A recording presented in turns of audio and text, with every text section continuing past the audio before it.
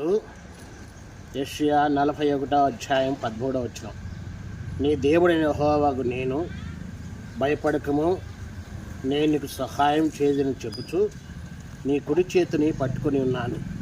ప్రభువైన యేసుక్రీస్తు ప్రభువారు సెలవిస్తూ వచ్చారు.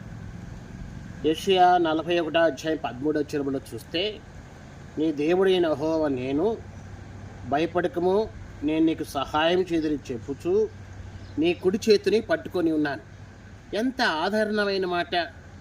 గత 5 రోజుల నుంచి నేను బాగా దగ్గు, జలుబు వీటన్నిటితో బాధపడుతున్నప్పుడు దేవుడి వాగ్దానం ఇచ్చాడు. ఎందుకనగా ఆయన ఇచ్చిన వాగ్దానంలో ఎన్నో మేలులు ఉన్నాయి. మన జీవితంలో ప్రభువారిని సంతోషపరిచే స్థితిలో ఉండవచ్చు, నువ్వు కానీ నేను కానీ. అందుకన్నాడు, నీ దేవుడిని యెహోవాకు నేను భయపడకము, నేను నీకు సహాయం చేయదని చెబుచు కనుక మన కుడి చేయి పట్టుకొని లేవనెత్తిన వాడుగా ఉన్నాడు. నా ప్రేమైనటువంటి వారులారా, దేవుడు ఎంతైనా నమ్మదగిన వాడు.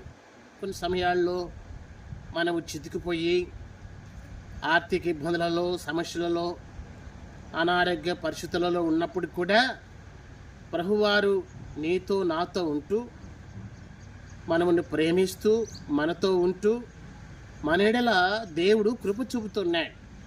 కనుక ఎవరైనా నిరాశ చెంది నిస్పృహలో ఉన్నప్పుడు దేవుని సంతకొస్తే దేవుడిని దీవిస్తాడు. కనుక ఈరోజు 2024 సంవత్సరం ఆగస్టు నెల 17వ తేదీ ఈ వాగ్దానాన్ని మనం గుర్తు చేసుకోవాలి.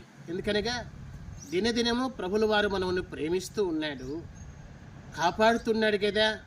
కనుక మన అవయాలు, మన ఖండనములను, మన మూలుగులను, ఎందుకనగా మన గుండె, మన అంతరంగంలో కలిగిన ప్రతి అవయాలను దేవుడు కాపాడుతూ భద్రపరుస్తున్నాడు. స్వయంగా తన హస్తముతో మనమును భద్రపరుస్తూ కాపాడుతున్నాడు. అట్టి ప్రభు కొరకు నా ప్రియ స్నేహితుడు, నా ప్రియ స్నేహితురాల, నా ప్రేమైన తమ్ముడా, ప్రభు కొరకు జీవించే అనుభవం కలిగిన వారుగా ఉండాలని నా ఆశ. దేవుడు తన మాటలు దీవించునుగాక.